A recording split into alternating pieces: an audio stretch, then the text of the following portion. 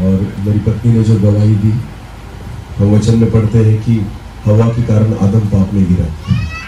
बराबर है ना? यहाँ हवा के कारण आदम बच गए। आमीन। समझ में आ रही है मेरी बात? हाँ, यह आदम भी पाप में था ऑलरेडी। खाना पीना सब चलता था, मुझे बहुत बुरा व्यक्ति था मैं। मुझे नहीं लगता था कि मैं सुधरूंगा कभी। मेरी पत्नी ने भी आशा छोड़ दी थी। शादी तो कर ली मेरे साथ प्यार प्यार में। उसके बाद वो बचता रही थी, छोड़ भी नहीं सकती और पकड़ भी नहीं सकती, ऐसी परिस्थिति उसकी। हालेलुया।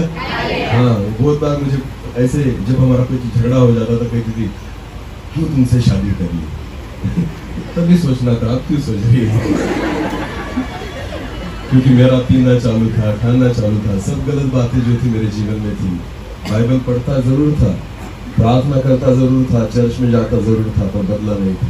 क्योंकि सिर्फ सुनता था, मानता मन नहीं बदला था ना, मन नहीं फिराया था। और जब परमेश्वर ने जब उस घटना को हमारे जीवन में प्रभु लेकर आया, उस दिन उस रात परमेश्वर ने ना उसे बदला और उसकी वजह से मुझे बदला। हालेलुया। तो हमारे जीवन में हम प्रभु को उन बातों के लिए कम धन्यवाद देते हैं जो जिसे हम आशीष कहते हैं कि प्रभु हमें गाड़ी दी, हमें बंगला दिया, हमें ये दिया, हमें वो दिया। बहुत बार अच्छी बातों के लिए हम प्रभु को आशीष देते हैं। हम हमारे जीवन में प्रभु को उन बातों के लिए धन्यवाद देते हैं जो हमारे जीवन में हमें तकलीफ दे रही थी। वो दुखदायक बातें हमारे जीवन में जब आई, वो तकलीफ की बातें जब हमारे जीवन में आई, जब कठिनाई हमारे जीवन में आई, हर एक उस परिस्थिति के लिए हम प्रभु को धन्यवाद देते हैं। आमीन। क्योंकि उन्हीं परिस्थितियों की वजह से आज मैं यहाँ पर खड़ा हूँ। हालेलुया। तो मैं प्रभु को धन्यवाद देता हूँ कि परमेश्वर ने हमारे जीवन में एक अद्भुत काम किया। आमीन। और प्रभु ने मेरी पत्नी को बचाया, प्रभु ने मुझे बचाया, प्रभु ने मेरे बेटे को बचाया। आज मेरा बेटा जो है वो 10वीं कक्षा में है। हालेलुया। इसके बाद हमें एक छोटी सी बेटी है। जब उसकी भी वो जब प्रेग्नेंट थी तब मैं सेवकाई में था। जब हमारी दूसरी बेटी हुई तब मैं सेवा कर रहा था प्रभु की। बढ़ रहे थे हम प्रभु में, अभी भी बढ़ रहे थे। और जब मेरी बेटी जो थी, जब वो प्रेग्नेंट थी, उसके बाद उसकी डिलीवरी हुई, साकरी में उसकी डिलीवरी हुई, उसका सीजर हुआ था बेटी के समय भी। तब मेरी पत्नी जो थी वो साकरी में एडमिट थी 8 दिन के लिए। और उसी समय कुछ मेरी तारीख भी थी मीटिंग के लिए। तब मैंने मेरी पत्नी से पूछा कि मुझे तो मीटिंग की तारीख है। तो उसने कहा हम प्रभु के लिए हैं, प्रभु मेरे साथ रहेगा, आप प्रभु के लिए जाओ। हालेलुया। मैं उस समय, मुझे याद है, मैं मेरी पत्नी को हॉस्पिटल में छोड़कर प्रभु की सेवा के लिए बाहर निकला था। आमीन। हमने हमारे जीवन में एक चीज जो है ना, एक दूसरे से हमने निश्चित की है। उसने मुझे कहा, मैंने उसे कहा, मैं पहला प्यार प्रभु से करता हूँ, उसके बाद तुझसे करता हूँ। आमीन। वो भी मुझे कहती है, मैं पहला प्यार प्रभु से करती हूँ, उसके बाद तुमसे करती हूँ। आमीन। हमारे बच्चों से हमने कह के रखा है, हम पहला प्यार प्रभु से करते हैं, उसके बाद तुमसे करते हैं। आमीन। तो हमारे जीवन में ये हमारी गवाही है कि हम जीते प्रभु के लिए। जीना मेरे लिए मसीह और मरना मेरे लिए लाभ है। हालेलुया। ऐसे बहुत सारी गवाही हमारे जीवन में उसके बाद प्रभु ने हमारे जीवन में लाई। हमारी सेवा जो है वो पुणे जिला में है। और वहां पर जाकर हम नए लोगों में, अब 13 से 14 साल हो गए वहां पर हम सेवकाई कर रहे हैं। हर महीने वहां पर हम जाते हैं नए लोगों में। जब हमने शुरुआत की थी तब बहुत 1-2 परिवार थे वहां पर कि हम घर घर जाकर प्रभु का सुसमाचार प्रचार करते थे। महीने में एक बार जाते थे गाड़ी वगैरह करके। तब हमारे किसी के पास हमारे ग्रुप में गाड़ी नहीं थी। हमारा एक ग्रुप है छोटा सा जिसका नाम है सियोन मिनिस्ट्री। और उस ग्रुप में सब टीचर्स है, जितने भी टीचर्स है ना, वो सब टीचर्स का ग्रुप है। और हम सब साथ मिलकर पिंपल में एक भक्ति भी करते हैं वहां पर। और उसी ग्रुप के द्वारा हम प्रभु की सेवा भी करते हैं। तो 13 साल पहले प्रभु ने हमारे लिए पूना डिस्ट्रिक्ट में द्वार खोला सेवकाई के लिए। एक परिवार के द्वारा परमेश्वर ने वहां पर सेवा शुरू की। और जब उन्होंने हमें वहां पर बुलाया, हम गए। और उसके बाद हमें पता चला कि लोगों को भूख है प्रभु के वचन की। लोगों को पता नहीं है कि सच क्या है। जब हम वहां पर जाते थे, पहली बार जब हमने वहां पर सेवकाई शुरू की, एक परिवार में जाते थे तो वो परिवार जो है ना, उनके कुछ रिश्तेदारों को बताकर रखता था कि आज ऐसे ऐसे लोग आने वाले हैं प्रभु के, तो अगर आपको चंगाई चाहिए, आपके जीवन में कुछ काम होना है तो आप आ जाना। सब लोग जो थे वो प्रभु को नहीं पहचानने वाले लोग थे। सब नया विस्तार है वो। जब हम वहां पर जाते थे एक परिवार में, तो 4-5 परिवार वहां पर इकट्ठा हो जाते थे हमारे आने से पहले। और फिर हम जाकर वहां पर प्रभु का सुसमाचार प्रचार करते थे, फिर उनके लिए चंगाई के लिए दुआ करते थे। प्रभु ने अद्भुत काम किया उन दिनों में और अभी भी प्रभु कर रहा है। हालेलुया। एक बार ऐसे ही हुआ जब हम वहां पर गए और वहां पर जाने के बाद एक परिवार ने हमें बुलाया था। उस परिवार में हम गए प्रार्थना के लिए और हम जाकर सब बैठे थे। मैं जैसे आज दिखता हूँ आपको वैसे तब भी वैसे ही रहता था, जैसे जींस पैंट मैंने पहनी या शर्ट वगैरह वैसे ही था। और जिस एरिया में हम प्रार्थना करने जाते थे ना, वो एरिया जो था महाराष्ट्र में जिसे माळकरी लोग कहते हैं, वारकरी या माळकरी समाज जो है ना, वो लोग हैं जो पैदल पंढरपुर तक जाते हैं। आपको पता है ना? हाँ, उस एरिया में हमारी सेवा है।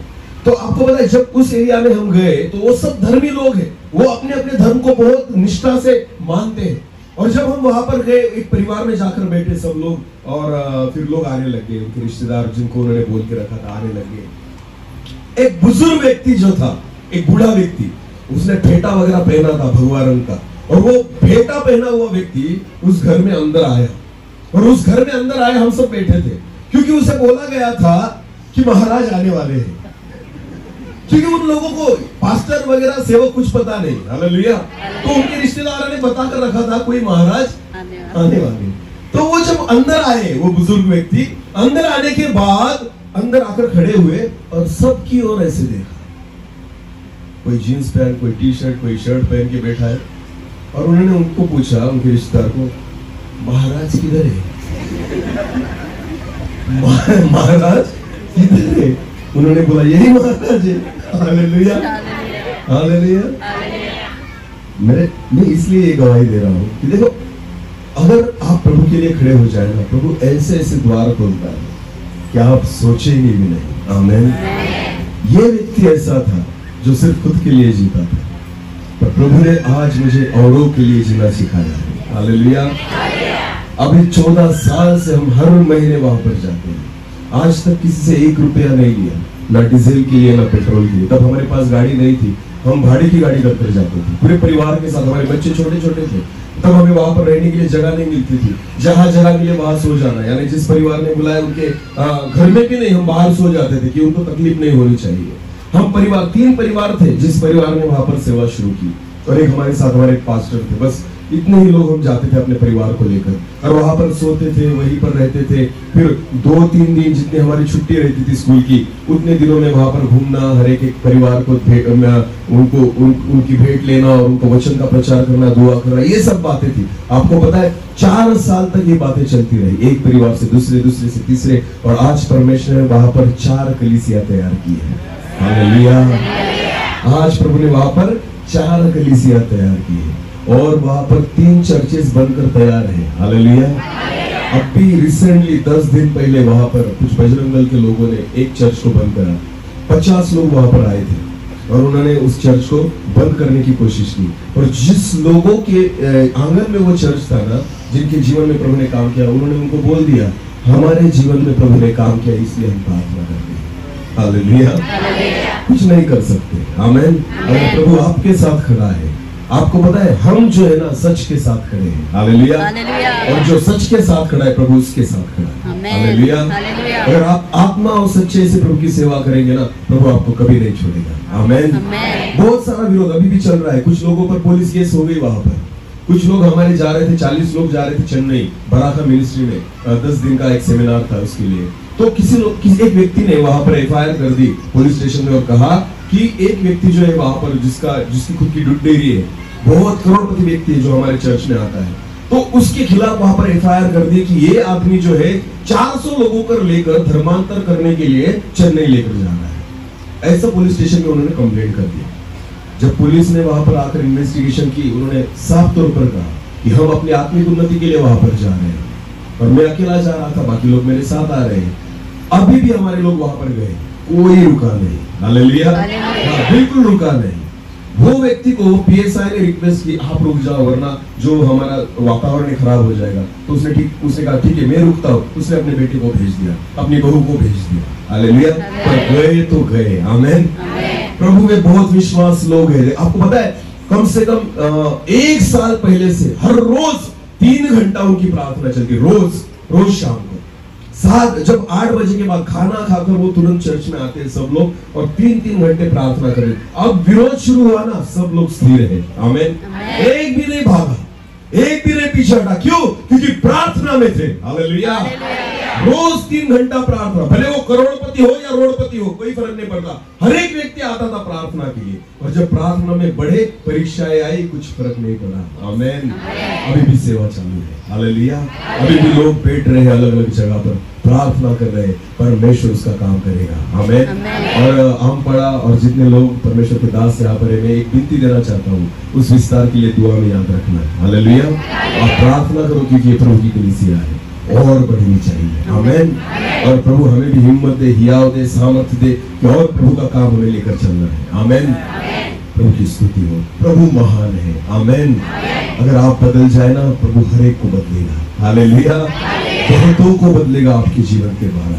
इसलिए परमेश्वर मन फिराना चाहता है। आमेन। परमेश्वर की इच्छा है तुम मन फिराओ। तुम अगर मन फिरा लोगे ना, तो बहुतों को मैं तुम्हारे द्वारा बदल दूंगा। आमेन। हर एक व्यक्ति बहुतों के लिए आशीष का कारण होगा। हालेलुया। चलो फिर एक बार एक परमेश्वर के वचन की ओर हम जाएंगे, फिर एक बार उस वचन को पढ़ेंगे, नीति वचन उसका 4 अध्याय 23 वचन। सबसे अधिक अपने मन की रक्षा कर, सबसे अधिक अपने मन की रक्षा कर, क्योंकि जीवन का मूल स्रोत वही है। क्योंकि जीवन का मूल स्रोत वही है। फिर एक बार उस वचन की ओर हम जाएंगे कि परमेश्वर का वचन कहता है कि सबसे अधिक अपने मन की रक्षा कर, क्योंकि जीवन का मूल स्रोत वही है। हालेलुया। सारी बातें मन से शुरू होती है, मन पे खत्म होती है। आपको पता है आशीष का कारण मन है और श्राप का कारण भी मन ही है। और इसलिए परमेश्वर की इच्छा है उसकी रक्षा कर, गलत बातें उसमें मत जाने दे, ताकि जीवन का मूल स्रोत जो है उस तक तू जा सके। हालेलुया। तो मन के बारे में हम कल से देख रहे हैं, 4 मन के बारे में। एक पहले हमने देखा सुबह में, कौन सा था? किस तरह का मन? रास्ते के नाई। हालेलुया।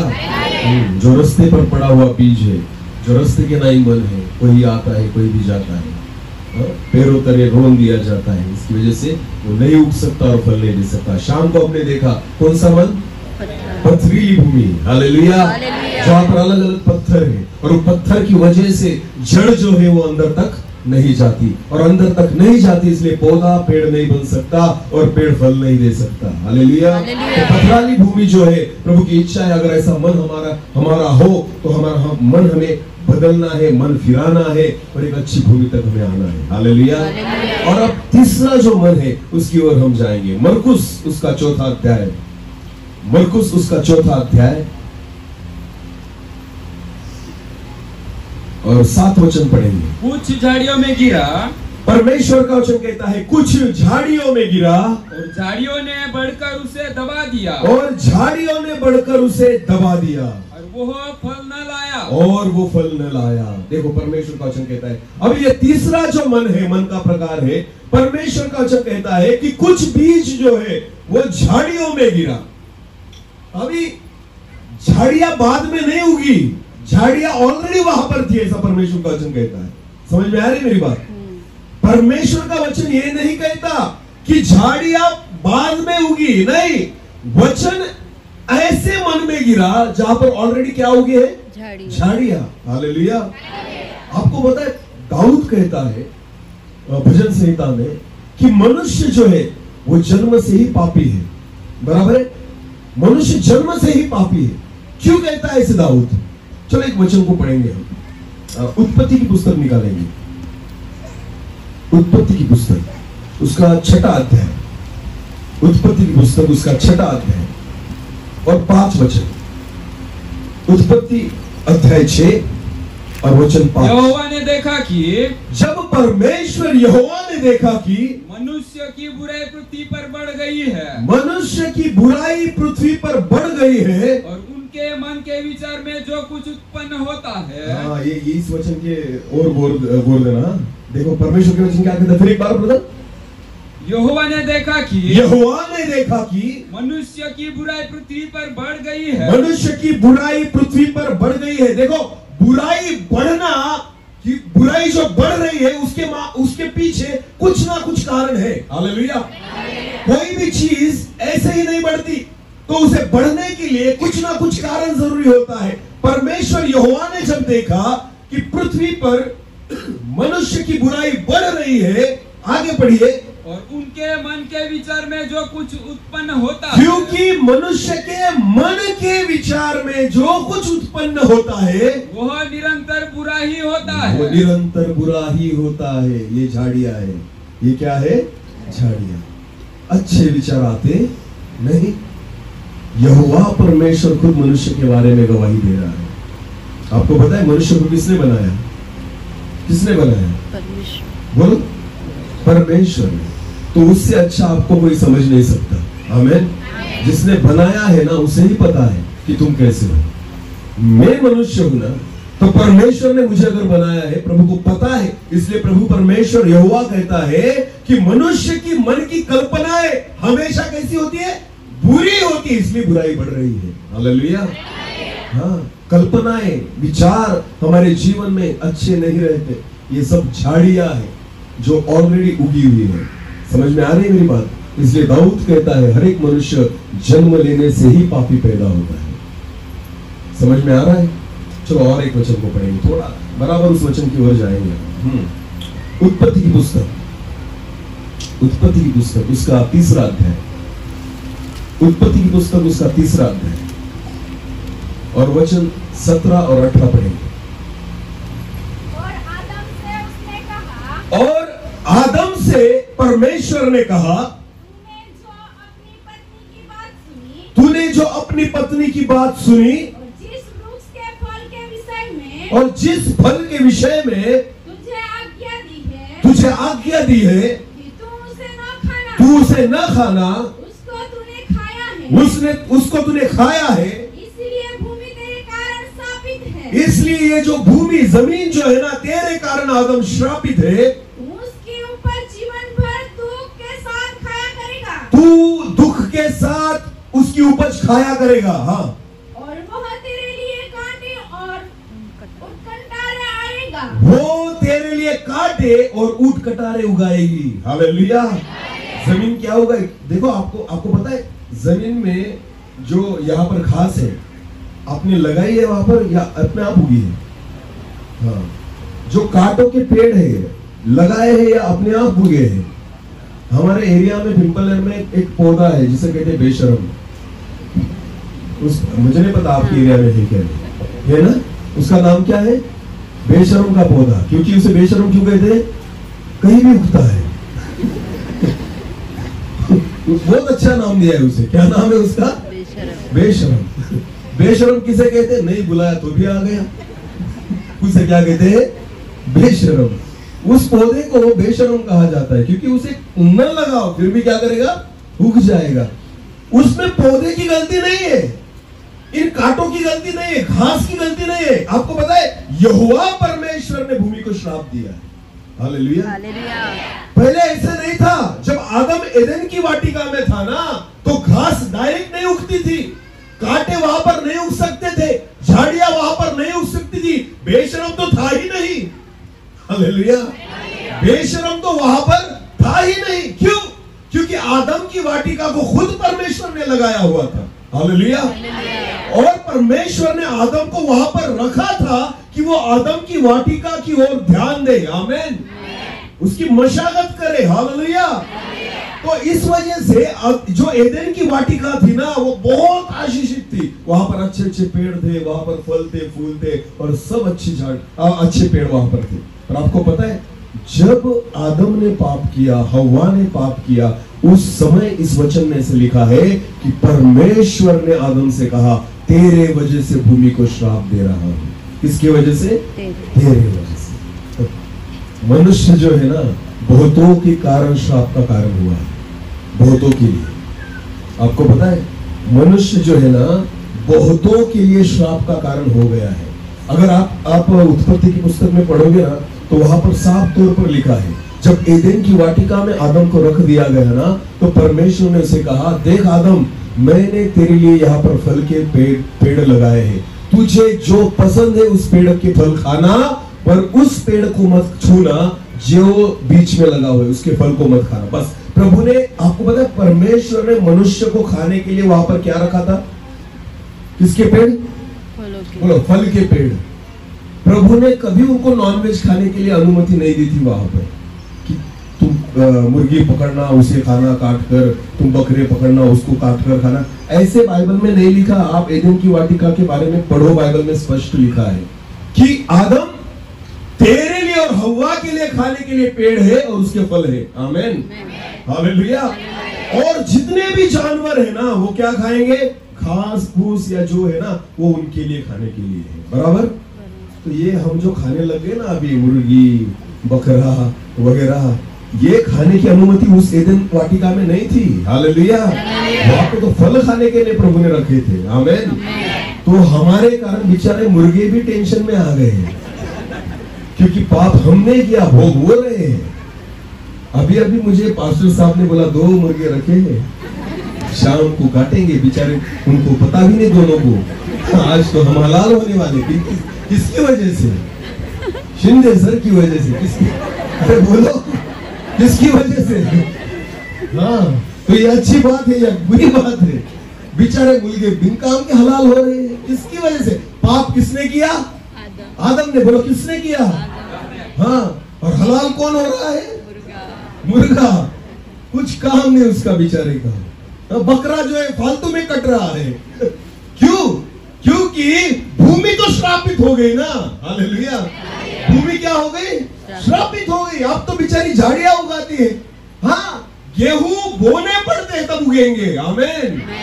पहले वैसे नहीं था। परमेश्वर सब वो चीजें उनके लिए उगाता था एदेन वाटिका में जो उनके लिए जरूरी है। हालेलुया। उनको खुद बोना नहीं पड़ता था, परमेश्वर उसे उगाता था। आमीन। ये है एदेन की वाटिका। आमीन। और पाप की वजह से अब हमें बोना पड़ता है, फिर उगता है। गेहूं बोना पड़ेगा, फिर गेहूं उगेगा। समझ में आ रही मेरी बात? चावल बोना पड़ेगा, फिर चावल उगेगा। बिना बोए हुए खेत में से कुछ नहीं उगता। आमीन। क्योंकि श्राप दिया गया है, इसलिए जमीन जो है ना सिर्फ कांटे और कूट कटारे उगाएगी। ये परमेश्वर का वचन है। आमीन। जैसे जमीन के बारे में हुआ ना, हमारी वजह से उन्हें श्रापित होना पड़ा। हालेलुया। तो मुर्गे भी दोष लगाएंगे, अरे पाप तूने किया, क्यों काटता है मुझे? हाँ? क्यों काट रहा है मुझे? पर ठीक है, बाद में प्रभु ने भी काटा, क्योंकि प्रभु को पता था खून के सिवा इनके पापों की क्षमा नहीं हो सकती। समझ में आ रही मेरी बात? हाँ, जब आदम और हव्वा पाप में गिरे तब पहली बात उनको क्या समझ में आई? कौन बताएगा? आदम और हव्वा ने जब फल खाया तो पहली बात उनके जहन में, उनके मन में कौन सी आई? कि हम नंगे हैं, हमने कपड़े नहीं पहने। तो उन्होंने क्या किया? क्या किया? अंजीर के पत्ते लिए और अपने लिए वस्त्र बना लिए। बराबर। अपनी नग्नता जो थी उसको उन्होंने ढक लिया। बाइबल में लिखा है किसके पत्ते? वो अंजीर के पत्ते। किसके पत्ते? अंजीर के। तो क्या वहां पर बकरियां नहीं थी? एदेन की वाटिका में सब जानवर थे ना, तो पत्ते नहीं खा जाते उनके? अरे खा नहीं जाते क्या? बोलो ना। नहीं भी खाते क्या? सुबह तक सूखते नहीं? फिर 2 दिन में सूख नहीं जाते? पत्ते हरे रहते क्या? नहीं ना, बाद में सूखने वाले थे। आपको पता है मनुष्य अपने पापों को ढकने के लिए ऐसी सुविधाएं करता है जो थोड़े समय तक ही टिकती है। समझ में आ रही मेरी बात? वो ज्यादा समय नहीं टिक सकती। आप अपने पापों को ज्यादा देर ढक के नहीं रख सकते। आमीन। पाप आप कवर करो, पाप आप ढांक कर रखो, पर ज्यादा समय नहीं टिकेगा, एक दिन फिर बाहर आएंगे। हालेलुया। वो जो नंगापन था ना वो फिर बाहर आने वाला था। ये तो आपने अभी थोड़े देर के लिए, थोड़े समय के लिए आपका नंगापन ढांप लिया था, पर आपको पता है अगर आपको पूरी तरह से अपनी नग्नता को छुपाना है ना, उसका उपाय सिर्फ परमेश्वर के पास है। आमीन। जब परमेश्वर एदेन की वाटिका में आया तो प्रभु ने क्या किया? दूसरे वस्त्र किसके बनाए उनके लिए? कौन से वस्त्र बनाए प्रभु ने? चमड़े के। बोलो कैसे? तो चमड़ा कहां से आया? चमड़ा कहां से आया? बोलो चमड़ा कहां से आता है?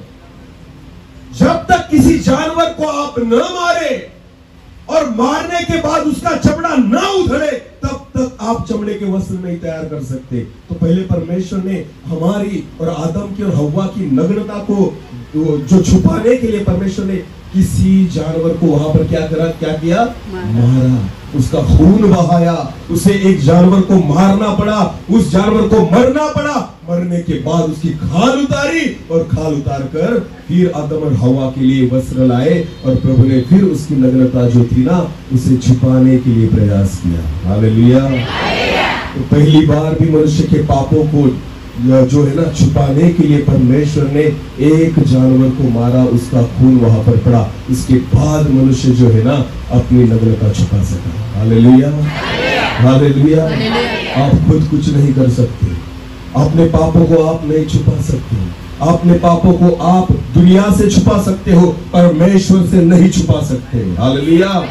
बहुत सारे लोग विश्वासी लोग हैं जो चर्च में तो आते हैं, पर आपको पता है अंजीर के पत्ते लगा कर आते हैं, पर वो ज्यादा देर नहीं टिकेंगे, ज्यादा देर नहीं रहेंगे। आपका आत्मिक जीवन शायद चर्च के लोग धोखा खाएंगे, पर आपको पता है मेरा परमेश्वर कभी धोखा नहीं खाता।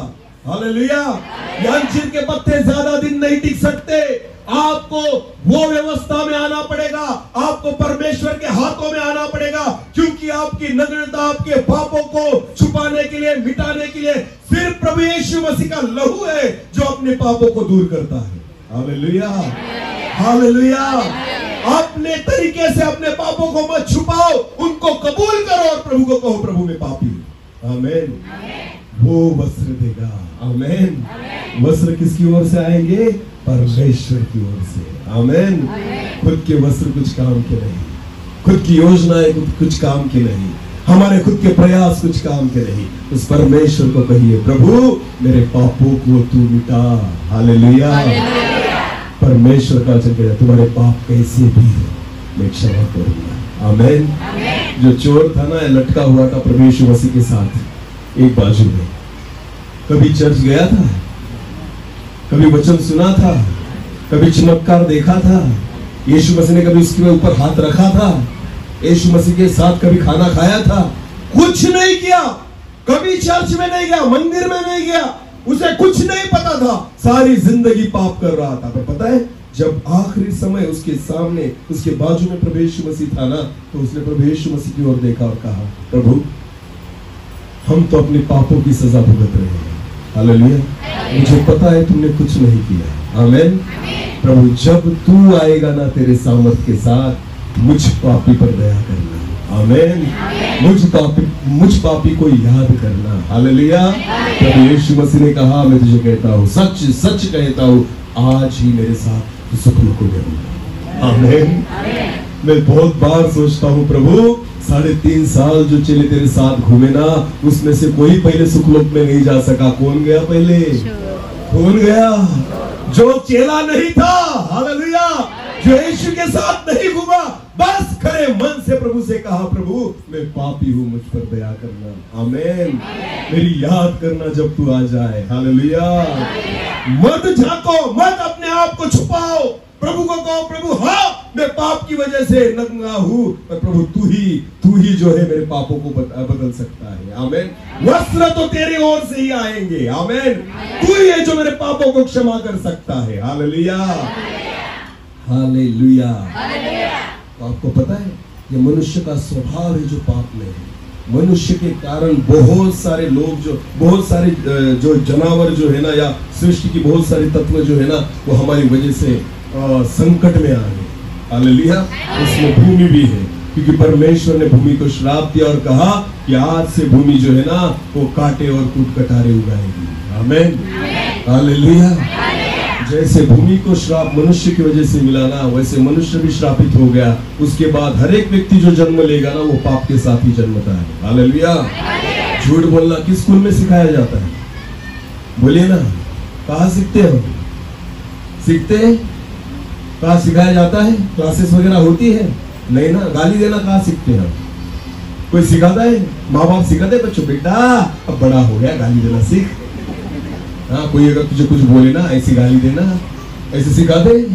भले माँ बाप कितनी भी गंदी गाली देते हो, बच्चे को नहीं बोलते कि बेटा ऐसी गाली दे। बोलेंगे? नहीं बोलते। फिर कहाँ से सीखता है ये? वो तो अंदर ही है। हालेलुया।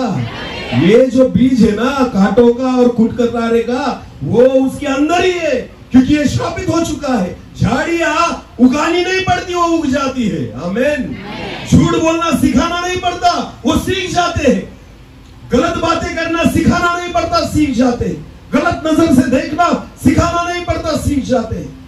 जब मनुष्य जो है ना, जैसे अपनी आयु में बढ़ता जाता है, पाप में भी बढ़ता जाता है, झाड़ियां उसके अंदर बढ़ने लग जाती है।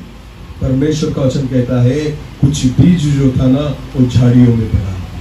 हालेलुया। आपको पता है क्यों प्रभु यीशु मसीह चाहता है कि हम पछतावा करें? प्रभु क्यों कहता है कि मन फिराओ? क्योंकि जब तक झाड़ियां दूर नहीं होगी ना, कुछ भी बोया नहीं जा सकता। हालेलुया। और बो भी दिया ना तो उग नहीं सकता, और उग भी गया तो फल नहीं ला सकता। हालेलुया। क्योंकि क्या उगी है अंदर? झाड़ियां। क्या उगी अंदर? झाड़ियां। झाड़ियों के बारे में परमेश्वर का वचन यहाँ पर कहता है। झाड़ियां किसे कहा है? चलो उस वचन को देखेंगे। लूका रचित सुसमाचार उसका 8वां अध्याय। लूका रचित सुसमाचार उसका 8वां अध्याय और वचन 14 पढ़ेंगे। लूका रचित सुसमाचार 8 और 14 वचन। जो झाड़ियों में गिरा, ये वे है जो सुनते हैं और आगे चलकर चिंता और धन। हाँ, झाड़ियां क्या है? देखो, आगे चलकर चिंता और धन और जीवन के सुख विलास में बस जाते हैं। और जीवन के सुख विलास में बस जाते हैं और उनका फल नहीं पकता। ये झाड़ियां क्या क्या झाड़ियां है आपको पता है? पहला है चिंता। क्या? चिंता। दूसरी बात धन। बोलो क्या?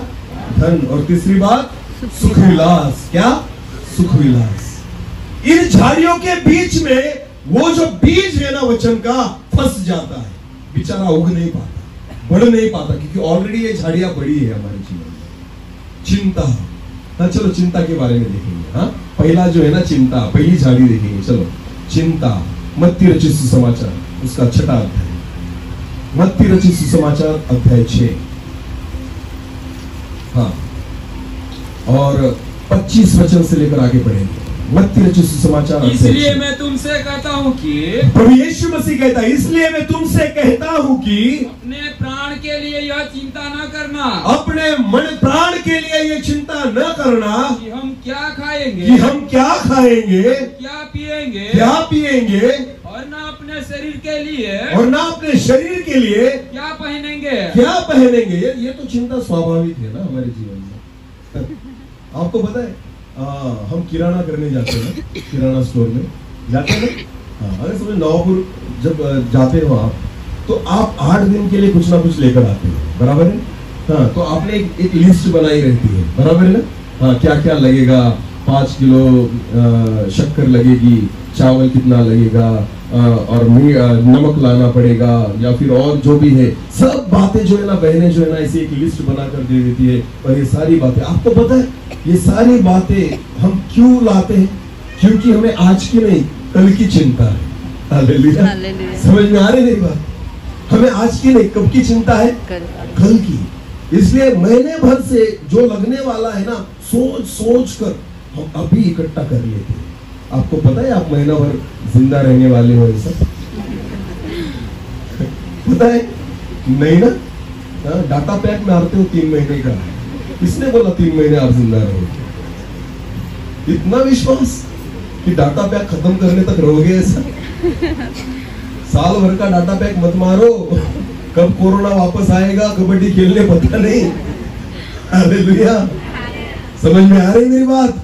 हाँ, 6 महीने साल भर का डाटा पैक मारते हो 5-5 हजार में, और लगता है 1 साल जियोगे तुम।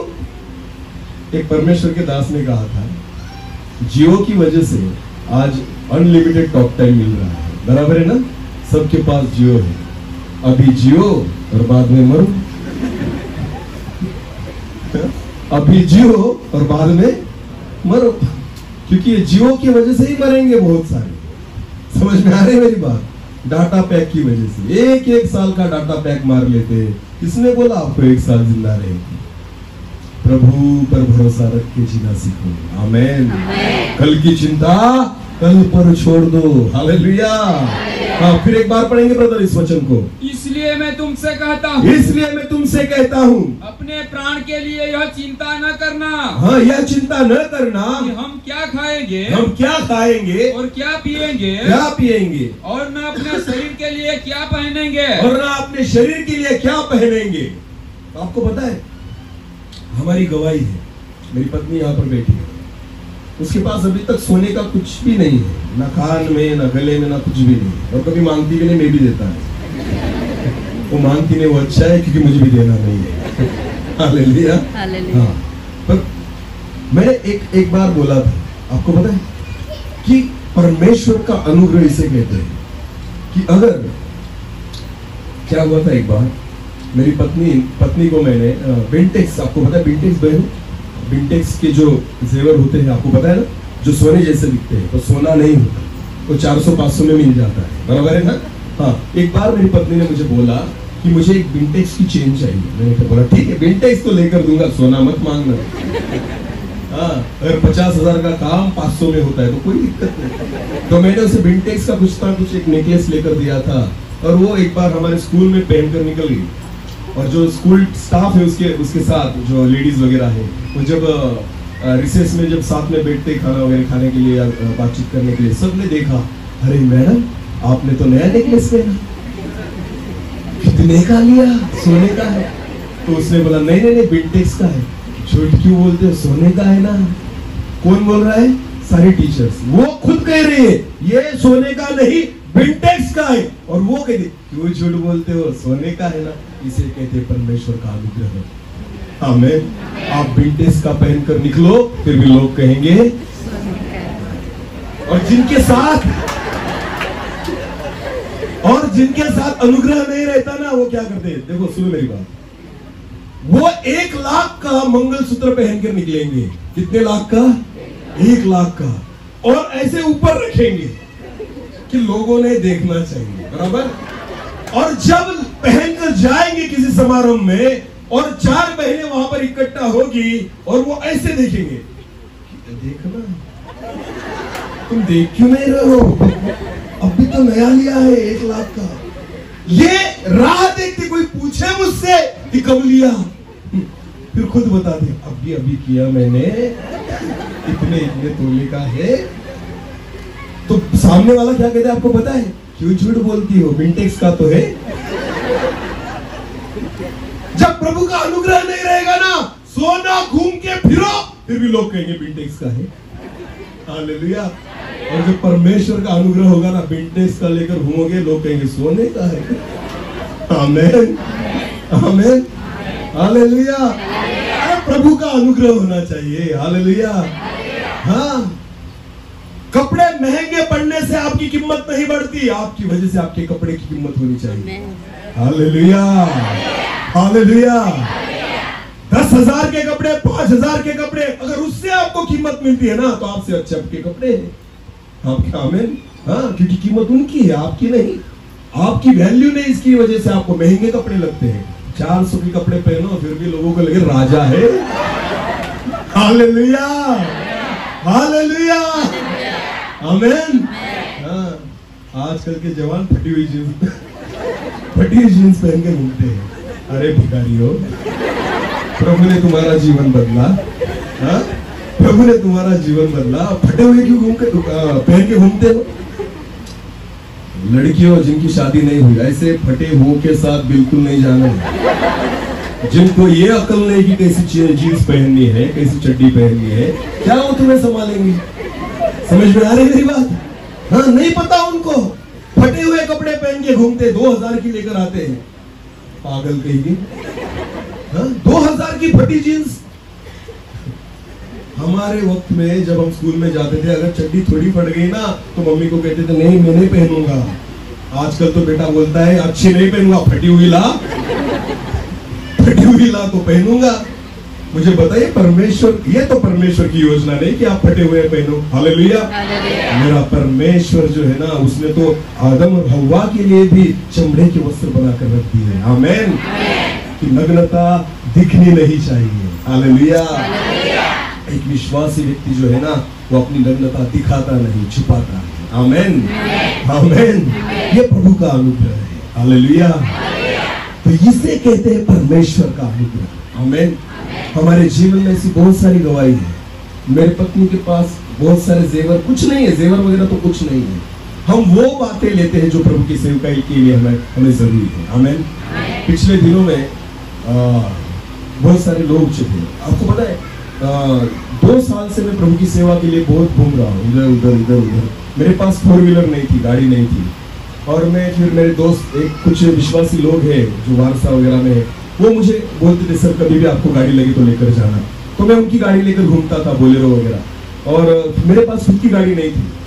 फिर मेरे पत्नी ने और मैंने पिछले दिनों में हमने प्रार्थना की और एक दूसरे से हमने बात की और कहा कि हम विश्वास से प्रभु की ओर जाएंगे और मांगेंगे कि प्रभु हमें गाड़ी देना। हालेलुया। आपको पता होगा कि हम पैसे नहीं लेते कभी सेवकाई की, किसी के पास से नहीं, कहा भी जाए तो भी पैसे नहीं लेते। तो फिर पैसे तो देने हैं सेवा में, डीजल तो लगता है, दूसरे की भी गाड़ी लेकर आए तो डीजल डालना पड़ेगा। तो हमने आज तक बहुत सेवा वैसे की, पर हमने प्रभु से अनुग्रह मांगा कि प्रभु आज हम तुम्हारी सेवा के लिए दौड़ रहे हैं ना, तो हमें गाड़ी की जरूरत है, हमें गाड़ी चाहिए। तो हमने अक्टूबर या नवंबर में हमने प्रार्थना की और हमने विश्वास के साथ मैंने मेरी पत्नी को बोला मेरी पत्नी बोल रही थी मुझे उसके पहले कि आप अकेले कश्मीर घूमने गए, मुझे भी लेकर जाना नेक्स्ट ईयर। जब मैं कश्मीर में से आया घूमकर, तो उसने बोला आप अकेले घूम के आए, मुझे नहीं लेकर गए, अभी मुझे भी लेकर जाना, अगले साल मनाली जाएंगे। कहाँ जाएंगे? मनाली। मेरे मन में बोला ठीक है, अभी तो मना लो, बाद में मनाली देखेंगे। हाँ, मैंने उसे कहा बिल्कुल, तू बोलती है ना जाएंगे, मनाली जाएंगे या कश्मीर जाएंगे। हाँ बोलने में कौन से पैसे लगते, अभी 1 साल जाने वाला था। हाँ, 1 साल बाकी था जाने के लिए। मैंने उसे हाँ बोल दिया। और उसके बाद क्या हुआ, प्रभु ने हमारी सेवा बढ़ाई। हालेलुया। और मीटिंग इधर उधर, रोज हमारा इधर उधर आना जाना चालू था, पैसे लग रहे थे सेवा के लिए। और फिर मैंने मेरी पत्नी को बोला, देख मनाली जाना इम्पोर्टेंट है या गाड़ी लेना इम्पोर्टेंट है, हमारे लिए क्या जरूरत है? तो उसने बोला प्रभु की सेवा के लिए हमें गाड़ी चाहिए। तो मैंने उससे बोला अगर गाड़ी चाहिए तो मनाली का कैंसिल करना पड़ेगा। हाँ, नहीं जा सकते ना, क्योंकि डाउन पेमेंट तो भरना पड़ेगा। 2-3 लाख रुपए तो चाहिए डाउन पेमेंट भरने के लिए। फिर हमने विश्वास के साथ नवंबर महीने में गाड़ी बुक करने के लिए, मेरे पास क्रेडिट कार्ड था, कैश नहीं था मेरे पास। तब मैंने क्रेडिट कार्ड से हम Hyundai शोरूम गए और वहां पर 11,000 में गाड़ी बुक की। 11,000 टोकन देकर गाड़ी बुक की, क्योंकि 3 महीने लगने वाले थे गाड़ी मिलने के लिए। जो वेन्यू कार मेरे पास अभी है, 3 महीने लगने वाले थे। तो पैसे नहीं थे, 11,000 में जाकर स्वाइप कर दिया और गाड़ी विश्वास के साथ बुक कर दी। आमीन। जब 3 महीने लौट गए, हमने सिर्फ प्रार्थना में थे उस विषय के बारे में, बस सेवा, ज्यादा सोचते नहीं थे, चिंता नहीं कर रहे थे हम उस दिन तक कि कैसे होगा, क्या होगा। नहीं, हम विश्वास के साथ चल रहे थे। आमीन। और जब 3 महीने हो गए और गाड़ी लेने का समय, हमें फोन आने लग गए कि अब चलो गाड़ी आपको इस महीने में मिल जाएगी, आपका लोन वगैरह आप सैंक्शन कर लो। फिर हमने जो डॉक्यूमेंट्स थे मेरे स्कूल के या मेरे सैलरी के, वो सब मैंने जमा कर दिए, लोन वगैरह भी सैंक्शन हो गया। और उन्होंने कहा कि आपको 2,75,000 रुपए वहां पर आपको पेड करने पड़ेंगे, उसके बाद गाड़ी आपको मिलेगी। सब क्लियर हो गया, लोन भी मेरा सैंक्शन होगा 10 लाख का, सब बातें हो गई, पैसे नहीं थे। हम प्रार्थना में थे, प्रभु हमें पता है आप जरूर हमारी मदद करेंगे। आमीन। आपको पता है अद्भुत रीति से मुझे लास्ट डे, जिस दिन मुझे जाना था, उसके पहले दिन तक मेरे पास 1.5 लाख रुपए कम थे। 1.5 लाख रुपए कम थे मेरे पास। फिर भी लास्ट डे प्रभु ने मुझे वो 1.5 लाख रुपए पूरे किए। आमीन। हालेलुया। मेरे पास आज 13 लाख की गाड़ी है जो मैं प्रभु की सेवा के लिए यूज कर रहा हूं। आमीन। आपको पता है देकर भी आप ये पा सकते हैं। आमीन। हमने कभी किसी से कुछ लिया नहीं, दिया और देकर इतना पाया। हालेलुया। आज 13 लाख की। अब बहुत सारे लोग हमें कहते थे सर पहले घर बना लेते, अच्छा बड़ा वाला 20-25 लाख का, इसके बाद गाड़ी लेते। मैंने उनको कहा घर में बैठकर सेवा नहीं करनी है, गाड़ी में बैठकर सेवा होगी। हालेलुया। घर में बैठकर सेवा करनी होती ना तो पहले घर बनाता, गाड़ी नहीं लेता। पर आपको पता है मुझे घर की जरूरत कम थी, गाड़ी की जरूरत ज्यादा थी। हालेलुया। इसलिए हमने पहले गाड़ी ली। आमीन। हम कल की चिंता नहीं करते कि हमारे बच्चों का क्या होगा। आज दोनों हमारे बच्चे इंग्लिश मीडियम CBSE स्कूल में पढ़ते हैं। फीस कैसे भरते, प्रभु सब देता है। आमेन। हम कभी ये नहीं सोचते कि आज आमपाड़ा आए, इतना डीजल लगेगा, फिर और इस महीने में इतनी सारी मीटिंग्स है, इतना लगेगा, इतने पैसे खर्च होंगे। हमें पता है सेवा किसकी कर रहे हैं, नौकरी किसकी कर रहे हैं, तो पगार कौन लेगा, देखेगा कौन, हाँ, सब जरूरतें पूरा कौन करेगा, ये परमेश्वर की जिम्मेदारी है, हमारी नहीं। आमेन। चिंता हम क्यों करें, जिसने हमें नौकरी दी है ना वो पूरा करेगा। Hallelujah, hallelujah. आज तक हमारे परमेश्वर ने, आपको पता है, हाँ, मनाली का रह गया। मेरी पत्नी जो है ना बेचारी ने नहीं बोल दिया कि चलो गाड़ी लेने मनाली नहीं जाएंगे। ये बोला ठीक है, अच्छा हो गया, पैसे बच गए। हालेलुया। उसके बाद क्या हुआ, हमारी मीटिंग थी यहाँ पर देवलीपाड़ा में, मुसरवाड़ी के पास। एक मीटिंग के लिए वहां पर हमें बुलाया, मीटिंग हुई, और दूसरे दिन की सुबह मीटिंग थी। वहां पर हम रात को वहां पर रुके थे, और रुकने के बाद रात को खाना खाने के बाद वो लोग आकर बैठे, हमारे साथ बातचीत कर रहे थे, कुछ आत्मिक विषय चालू थे, और उन्होंने हमसे कहा सर हमें आपकी एक तारीख चाहिए। मैंने बोला कौन सी, बोले मई महीने में। बोले कहाँ पर, तो बोले हमने मनाली में मीटिंग आयोजित की है। उन्होंने क्या कहा, हमने मनाली का एक नियोजन किया है मीटिंग के लिए, तो हमें सब हमारा हो चुका है, वक्ता डिसाइड नहीं हुआ, जो प्रीचर है ना वचन वाला वो अभी तक डिसाइड नहीं हुआ। तो हमें ऐसा लगता है सर कि आप हमारे साथ चलिए। तो मैंने उनको कहा देखो भाई मुझे गाड़ी लेनी थी, हमारे पास पैसे तो हमने वहां पर डाल दिए, फिर मैं नहीं आ सकता। उन्होंने कहा सर तुम, तुम्हारी पत्नी, हम, मेरी पत्नी, मैं और मेरी बेटी वहां पर थे, आप अभी के अभी आपके आधार कार्ड दो, बाकी कुछ नहीं हम बोल रहे हैं आप। उन्होंने तुरंत हमारे आधार कार्ड लिए, उसी रात बुकिंग कर दी, और हम मनाली घूमकर भी आए। हालेलुया। मनाली घूमकर भी आए। हालेलुया। और मनाली से रिटर्न आ ही रहे थे तो उन्होंने कश्मीर का भी बुक कर दिया। वो बोले सर नवंबर की तारीख आज से ही ले लो। हालेलुया। नवंबर की तारीख जो कश्मीर की है ना वो तभी बुक कर दी। आपको मैं ये बातें इसलिए नहीं बता रहा कि हम कश्मीर जा रहे हैं, बिल्कुल नहीं, इसलिए बता रहा हूँ कि परमेश्वर आपके साथ खड़ा रहता है। हालेलुया। वो सब जरूरतें पूरा करेगा। आमीन। परमेश्वर कुछ अरे इतना ही नहीं, जब हम लास्ट जून महीने में वो लोग मुझे लेकर गए कश्मीर, क्योंकि मैं कश्मीर जा चुका था, तो बोले सर हमारे साथ चलिए आप, क्योंकि हमें पता नहीं वहां पर, तो 3 दिन आप निकालिए। तो मैं उनके साथ गया था, तो मैंने बोला प्रभु इतनी मीटिंग चालू है, रोज मैं घर पे नहीं हूँ, और कश्मीर जाना 8-10 दिन, वो जो 2 दिन रेलवे में जाना 3 दिन और 3 दिन वापस आना, मेरी बिल्कुल इच्छा नहीं थी कश्मीर जाने की जून में। तो मैंने प्रभु को बोला प्रभु मैं नहीं अभी इतना ये कर सकता, क्योंकि 3 दिन लगते एक तरफ से रेलवे में जाने के लिए, फिर भी एसी का रजिस्ट्रेशन था, फिर भी 3 दिन बहुत हो चुके। मैं प्रभु को बोल रहा था प्रभु अभी मुझमें इतनी ताकत नहीं कि मैं जाऊं। आपको पता है 4 दिन बाकी थे जाने के लिए, और मुझे उनका फोन आया कि सर मेरी एग्जाम आ गई। बराबर जब हम वहां पर जा रहे हैं ना, तो वहां से आने के वक्त दूसरे दिन ही हमारी एग्जाम है, तो हमें कुछ भी करके रिटर्न आना पड़ेगा। तो सर एक काम करेंगे, रिटर्न का टिकट जो है ना रेलवे का कैंसिल करके एरोप्लेन का कर लेंगे। हालेलुया। तो जो पूरा जो हमारा जो एक साइड का जो जर्नी था ना 41 घंटे की जर्नी थी, रेलवे से जाते थे 2 घंटे में मुंबई आ गए। कितने घंटे में? 2 घंटे में मुंबई आ गए। आपको पता है परमेश्वर आपकी सुधि लेता है। आमेन। परमेश्वर आपको संभाल, चिंता क्यों करते हो? आमेन। मत करो। आपकी चिंता करने से एक भी आपका जो बाल है ना वो काला या सफेद नहीं हो सकता। हालेलुया। सिर्फ झाड़ियां बढ़ेगी। क्या बढ़ेगी? झाड़ियां, जो बीज को बढ़ने नहीं देगी। सारी चिंताएं प्रभु पर डाल दो। आमेन। तभी आप प्रभु के लिए कुछ ना कुछ कर सकते हो। हालेलुया। आगे बढ़ो ब्रदर। क्या प्राण भोजन से, क्या प्राण भोजन से और शरीर वस्त्र से बढ़कर नहीं, शरीर वस्त्र से बढ़कर नहीं। आकाश के पक्षियों को देखो। किसकी ओर देखो? परमेश्वर का वचन जब कहता है ना आकाश की पक्षियों की ओर देखो, तो देखो देखो ना उनकी ओर, आकाश की पक्षियों की ओर देखो। क्या लिखा आगे? वे न बोते हैं, वे न बोते हैं, न काटते हैं, न काटते हैं, और न खतों में बटोरते हैं, न कुछ बटोरते हैं। हाँ, फिर भी तुम्हारा स्वर्गीय पिता, फिर भी तुम्हारा स्वर्गीय पिता उनको खिलाता है। उनको खिलाता है। क्या तुम उनसे अधिक मूल्य नहीं रखते? क्या उनसे तुम्हारा मूल्य अधिक नहीं? आमेन। आमेन। सरल रीति से प्रभु यीशु मसीह क्या कर रहा है आपको पता है कि अगर पंछियों को मैं फुकट में खिला सकता हूँ तो तुम्हें भी खिला सकता हूँ। आमीन। अगर उनको मैं सारी अच्छी चीजें देता हूँ तो तुमको भी दे सकता हूँ। हालेलुया। जितने चेले प्रभु यीशु मसीह के पीछे चल गए ना, आपको पता है कभी उनको कोई अच्छी चीजों की घटी नहीं पड़ी। हालेलुया।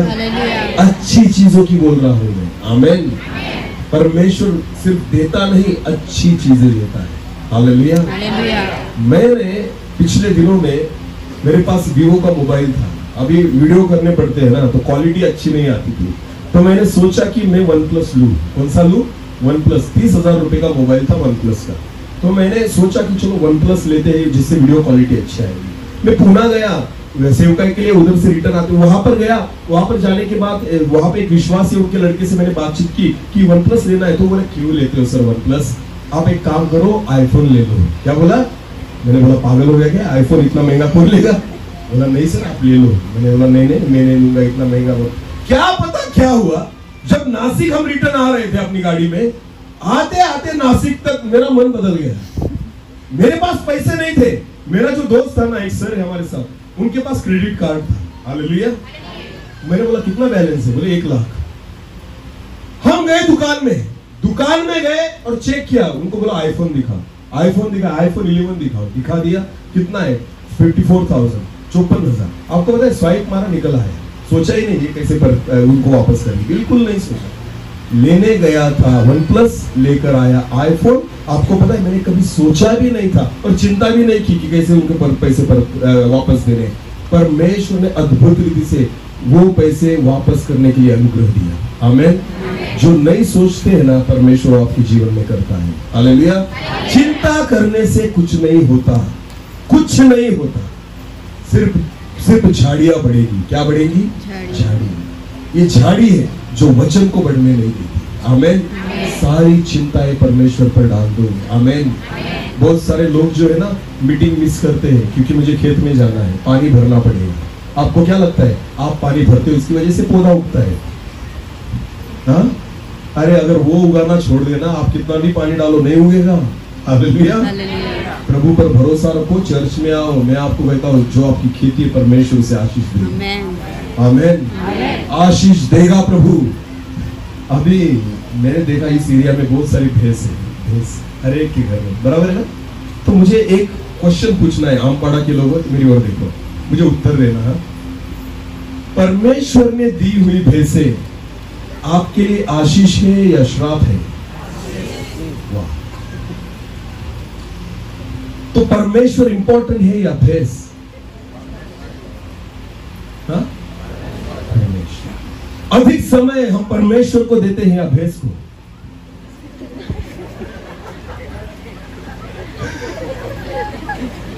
अरे बोलिए, अधिक समय हम परमेश्वर को देते हैं या भैंस को? अभी नहीं उत्तर आया। अरे सुनते हो? हाँ? अधिक समय हम परमेश्वर को देते हैं या भैंस को? भैंस को। तो आपका परमेश्वर है या भैंस? हाँ? कौन? आशीष इसे कहते जो आपकी आशीष चुरा ले। हालेलुया। समझ में आ रही मेरी बात? अगर प्रभु ने दिया है ना तो प्रभु को पहला समय दो। हालेलुया।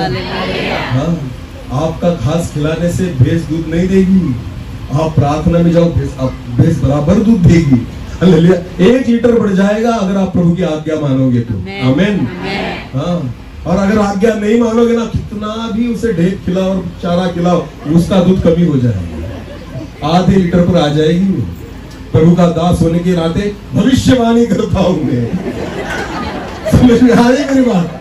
हाँ, ये भविष्यवाणी करता। अगर परमेश्वर की आज्ञा मानोगे 5 लीटर से ऊपर दूध जाएगा एक टाइम में। हालेलुया। नहीं मानोगे, आधा लीटर भी निकल गया ना तो बोल देना। अरे जो आशीष परमेश्वर ने दी है ना, उसके लिए प्रभु को पहले धन्यवाद दो। आमीन। प्रभु का समय मत चुराओ। आमीन। आशीषों के कारण आशीष देने वाले को भूल जाते हैं। समझ में आ रही मेरी बात? हाँ। चिंता करते हो, अगर ऐसा करेंगे तो भैंस दूध देगी, आपकी चिंता से नहीं देती वो। उसे प्रभु ने कहा देना पड़ेगा, मेरा बेटा है। हालेलुया। हाँ, आप कितना भी चिंता, आपकी सुनती है वो, सुनती है आपका नहीं, उसे कभी बोलना ना से आज थोड़ी कड़की है, 1 लीटर ज्यादा दे अच्छा हो जाएगा, आज से थोड़ा 1 लीटर ज्यादा। आपकी सुनेगी वो? अरे बोलो ना, वो तो खिलाते हैं उसे, सुनेगी? पर प्रभु का सुनेगी ना? सुनेगी ना? हाँ, क्योंकि उसने बनाया है। हालेलुया। अगर वो कह देना 10 लीटर दे तो देना पड़ेगा। हालेलुया। क्योंकि किसने बनाया है? परमेश्वर ने। आमेन। उसके पीछे मत भागो। प्रभु का वचन कहता है तुम पहले उसकी धार्मिकता, आमेन, और उसके राज्य के पीछे जाओ, बाकी सब बातें तुम्हारे पीछे आएगी। आमेन। हालेलुया। हाँ, तो प्रभु की ओर जाओ, चिंता मत करो। आमेन। आगे बढ़ेंगे। तुम में कौन है जो चिंता करके अपनी आयु में एक घड़ी भी बढ़ा सकता है? कोई ऐसा है क्या? कोई ऐसा 1 साल बढ़ा सकता है चिंता करके? प्रभु वो चिंता कर रहा हूँ, मैं ज्यादा जीना चाहता हूँ। बढ़ जाएगा 1 साल? जितने जीने वाले हो ना उतना भी नहीं जियोगे। हालेलुया। उल्टा रिवर्स आओगे। हालेलुया। जो ज्यादा चिंता करता है वो बढ़ता नहीं, वो घटता जाता है। हालेलुया। हाँ, चिंता करके अपने साल क्यों कम करते हो? बर्बाद क्यों कर रहे हो खुद को? आमीन। हाँ, जितने चिंता नहीं करोगे ना उतने फूलोगे और फलोगे। हालेलुया। आपको पता है आजकल मनुष्य जो है ना 60 साल के ऊपर नहीं जा सकता। क्यों? सेंचुरी तक क्यों नहीं जाता? क्योंकि चिंता ही इतना करता है। मरना तो बाद में सोचता अब से। समझ रही मेरी बात? बूढ़े होने के बाद मरेंगे ना तो सोचने अब से लग जाते। जवान लोग सोचते कि क्या होगा मेरा, अबे जो होगा वो देखा जाएगा। अब से क्यों सोच रहा है? कल मरने वाला है तो आज ही मरेगा, सोच के। समझ में आ रही मेरी बात? बाइबल कहता है एक दिन नहीं बढ़ा सकता तू चिंता करके। ये झाड़ियां है प्रियो। इसलिए ना बहुत बार प्रभु का वचन हम सुनते हैं पर प्रभु का वचन काम नहीं करता, क्योंकि ये चिंताएं जो है ना हमें बढ़ने नहीं देती। आमीन। हाँ, आगे पढ़ेंगे ब्रदर, एक वचन की ओर जाएंगे। चलो, चिंता के बारे में समझ में आ गया। हाँ, अभी दूसरी जो झाड़ी है कौन सी है? दूसरी जो झाड़ी है कौन सी? धन। बोलो। हाँ, धन। पहली चिंता है ना, लूका रचित सुसमाचार 8:14 में देखा था हमने। देखो दूसरा क्या है सिस्टर? धन। बोलो क्या है? ये ऐसी झाड़ी है ना जो सबको पसंद है ना। धन। बोलो धन। धन। आज सारे किसके पीछे लगे हैं? धन। कोई छोड़ने को तैयार है। कुछ भी हो जाए ये झाड़ी तो मैं नहीं निकालूंगा, ये झाड़ी में नहीं निकाल सकता, क्योंकि ये क्या है? धन। बोलो धन। हाँ, सबसे अधिक प्रिय है मुझे धन। ये ऐसी झाड़ी है ना, ये भी प्रभु के वचन को नहीं बढ़ने देती। आमीन। चलो धन के बारे में देखेंगे। मरकुस उसका 10 अध्याय। मरकुस उसका 10 अध्याय और वचन 23 से आगे बढ़ेंगे। मरकुस उसका 10 अध्याय। यीशु ने चारों ओर देखकर अपने चेलों से कहा। अभी देखना। यीशु ने चारों ओर अपनी चेलों की ओर देखकर कहा, धनवानों का परमेश्वर के राज्य में प्रवेश करना वैसा कठिन है। हाँ, धनवानों का परमेश्वर के राज्य में प्रवेश करना कितना कठिन है। हाँ, चेले उसकी बातों से अचंभित हुए। अरे चेले तो अचंभित हो गए, प्रभु ये क्या बात कर रहा है, हम तो धनवान होना चाहते हैं। हालेलुया। हाँ, चेले शौक हो गए कि प्रभु ये कैसी बात कर रहा है, हमें भी तो धनवान होना है। और प्रभु कहता है धनवानों का स्वर्ग के में राज्य में प्रवेश करना क्या है? कठिन। आजकल विश्वासी लोग कहते प्रभु कठिन होगा तो भी चलेगा, मुझे धनवान होना ही है। आपको पता है परमेश्वर के राज्य में जाने के लिए धनवान होना कठिनाई निर्माण करता है। आमीन। और आज सब लगे हैं कठिनाई में जाने के लिए। हर एक व्यक्ति को क्या होना है? बोलो ना, धनवान। बोलो क्या? धनवान। पैसा चाहिए मुझे, करोड़पति होना है। लखपति तो कोई चाहता ही नहीं। हाँ, हमें कठिनाई चाहिए। स्वर्ग के राज्य में जाने में तकलीफ होगी चलेगा, पर प्रभु यहाँ पर है ना अच्छा जीना चाहता हूँ। अच्छा बंगला हो, गाड़ी हो, सब अच्छी चीजें हो, बहुत सारे जेवर हो, हाँ, गले में सब लोग देखे अरे वाह कितना धनवान आदमी है। सब लोग बोले सलाम, आइए बेटी, आगे बेटी। धनवान कहाँ बैठते हैं?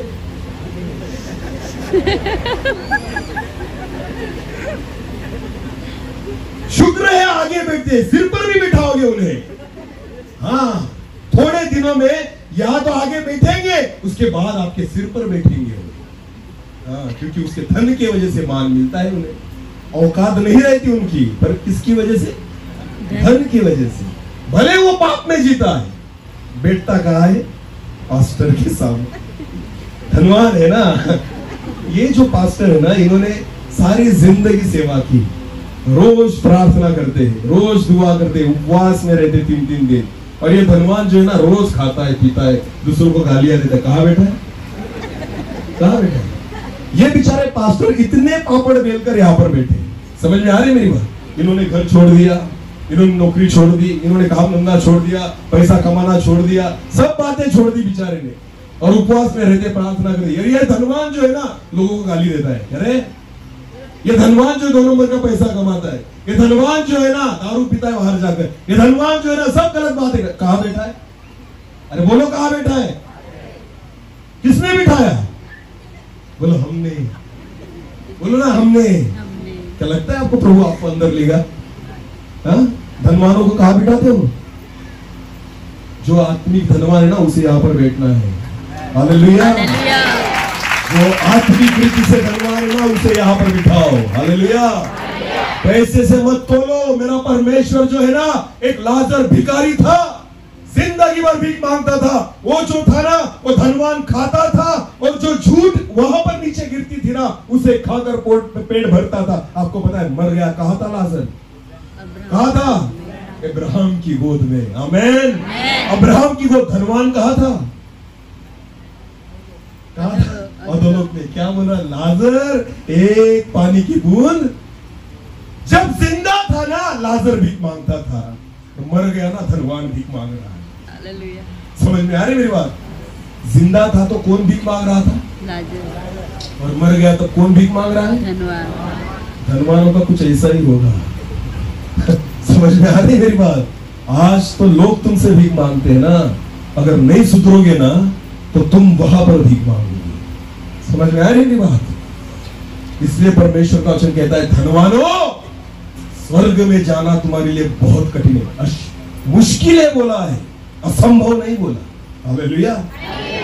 धन का होना बुरी बात नहीं, पर परमेश्वर के वचन में लिखा है। आगे पढ़ेंगे ब्रदर। हाँ, क्लियर हो जाएगा। इस पर यीशु ने फिर उनसे कहा, हे बालकों, जो धन पर भरोसा रखते हैं, उनके लिए परमेश्वर के राज्य में प्रवेश करना वे कैसा कठिन है। देखो, कठिन उनके लिए नहीं जो धनवान है, कठिन उनके लिए जो धन पर भरोसा रखते हैं। हालेलुया। वो धनवान व्यक्ति जिनका भरोसा किस पर है? धन पर। उनको पता है ये सब जो लोग है ना, अरे ये मुझे आगे ही बिठाएंगे। क्यों? मेरा भरोसा किस पे? मेरे प्रॉपर्टी है, मेरे पास पैसा है, 50,000 दिया हूँ चर्च बांधने के लिए। हाँ, नहीं बिठाओगे तो वापस ले लूंगा, ब्याज लूंगा तुमसे। समझ में आ रही मेरी बात? हाँ, बिठाएंगे मुझे आगे। कितना देता हूँ हर महीने में? हाँ, दान के चंदे में आज तक 50 रुपए नहीं डाले मैंने, 500 की नोट डाली है गांधी बापू की। हालेलुया। बिठाना पड़ेगा। कहां पर? कहां पर? आगे। अरे बोलो, आगे। हाँ, आइए।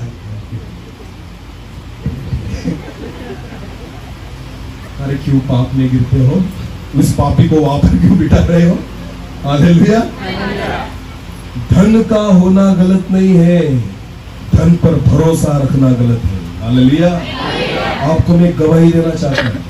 हम जहां पर सेवा करते हैं, पुणे में एक व्यक्ति है जिनका नाम है दिलीप सोदक। प्रभु में है, 6 से 7 साल हो गए प्रभु में। आपको पता है उनकी महीने की जो कमाई है ना, 1.5 करोड़ रुपए। कितनी? 1.5 करोड़ महीने की कमाई। एक दिन में उनके पास जो दूध डेयरी है ना खुद की, 30,000 लीटर दूध कलेक्शन होता है। कितने हजार? 30,000।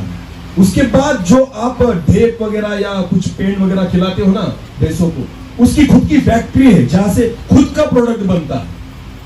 बहुत पैसा है उसके पास, उस व्यक्ति के पास। बहुत धनवान व्यक्ति है। पर आपको अगर मैं बोलूं, अगर वो मेरे साथ आ जाए ना कभी, आपको पता भी नहीं चलेगा कि ये व्यक्ति वही है। ऐसे आकर इधर बैठ जाएगा। हालेलुया। बिल्कुल नहीं पता चलेगा। उसके रहन सहन से भी आपको पता नहीं चलेगा। उसके पास 50 लाख की गाड़ी है, फॉर्च्यूनर, अभी ली थी उन्होंने। कभी भी हम उस एरिया में गए ना तो हमारी गाड़ी वो अपने यहाँ पार्क कर लेते और बोलते सर ये गाड़ी की चाबी लो, आपको जहां घूमना इधर ही इस गाड़ी में घूमना। ये मैं बड़ी बात नहीं कह रहा, मैं बोलता हूं धनवान होना बुरा नहीं, परमेश्वर का वचन कहता है धन पर भरोसा रखने वाला जो धनवान है ना वो बुरा है। हालेलुया। आज उस व्यक्ति को हम मान और आदर इसलिए नहीं देते कि उसके पास पैसा है। आपको पता है उसका धर्मी जीवन इतना अच्छा है, रोज 3 घंटे प्रभु के चरणों में प्रार्थना में बैठते हैं चर्च में आकर रोज। उनके पास बहुत बड़ी जिम्मेदारी है। कभी चलना मेरे साथ पूना और देखना, वहां पर बहुत सारे लोग आकर गए। जुलेश ब्रदर जो है ना वो कल थे, वो भी मेरे साथ आकर गए वहां पर। पिछले दिनों में बोर्जर के वो शंभू गावी थे, वो मेरे साथ आए थे, उन्होंने भी देखा। नम्र व्यक्ति, जब हम वहां पर जाते ना हमारी बैग वगैरह खुद उठाकर घर में लेकर जाते। नम्रता है, धन पर भरोसा नहीं। अगर कुछ छोटी बात भी अगर करनी हो ना फोन आएगा, सर दुआ करना, प्रार्थना करना, क्या मैं ये बात करूं? दूध ले जाने के लिए और आने के लिए 35 गाड़ियां है उनके पास, 4 व्हीलर। कितनी? 35 35 गाड़ियां खुद की। दूध का टैंकर है खुद का। अरे पैसा तो बहुत है, वो खुद गिन नहीं सकेंगे इतना पैसा, इतनी प्रॉपर्टी उनके पास, पर फिर भी नम्रता उनके जीवन में है। हालेलुया। जब किसी उस एरिया में कुछ गरीब परिवार है, अगर उनके यहाँ मीटिंग हुई ना तो सब काम करेंगे, सब काम करेंगे। खाने के बाद जो बच जाता है ना वो उठाने का काम भी वो करते हैं। हालेलुया। हमारे धनवान करेंगे नहीं, चल इधर ला, नीचे नहीं बैठूंगा, कुर्सी लगा। एक अभिषिक्त दास खाने को बैठा है और धनवान पीने वाला उसके सामने आकर बैठा है, मुझे भी खिला। तुझे किसने बोला? तू यहाँ तो खा लेगा, वहां क्या खाएगा? समझ में आ रही मेरी बात? अरे परमेश्वर का भय रखो। आमीन। जिसे परमेश्वर नहीं लेगा ना उसे तुम भी मत सिखाओ। हालेलुया। परमेश्वर की आप देखो, धनवान क्यों नहीं बदल सकते अपने, पता है आपको? आप नहीं बदलने देते उनको, आप नहीं बदलने देते उनको। कभी पता ही नहीं चलता बेचारों को कि मैं पापी हूं ऐसा, क्योंकि डायरेक्ट आकर कहाँ बैठ जाते हैं आगे। कैसे पता चलेगा उनको पापी है? उनको लगता है मेरे जैसा धर्मी तो कोई है ही नहीं। डायरेक्ट कहाँ आ गया? मैं तो कभी दुआ भी नहीं करता, पर कहाँ आकर बैठा हूं? अरे बोलो, डायरेक्ट ऐसे इधर आकर बैठ गया। और सत्कार पहले होगा। हमारे बीच में हमारे कलीसिया के एक व्यक्ति है जो बहुत प्रभु की सेवा के लिए पैसे देते। अब वो आएंगे आगे और हमारे पास्टर उनका स्वागत करेंगे। धनवान को लगता है मेरे जैसा अभिषिक्त तो कोई है ही नहीं। उस बेचारे को लगता है मैं तो बहुत आत्मिक व्यक्ति हूँ, क्योंकि सारे जो परमेश्वर के दास है मेरा सत्कार कर रहे हैं, मेरा आदर कर रहे हैं। कैसे लगेगा उसे पापी है? समझ में आ रही मेरी बात? परमेश्वर आपसे पूछेगा वहां पर, कह रहे भाई तुमने उस धनवान को क्यों नहीं बोला कि तेरे पैसे की वजह से तू यहाँ नहीं बैठ सकता?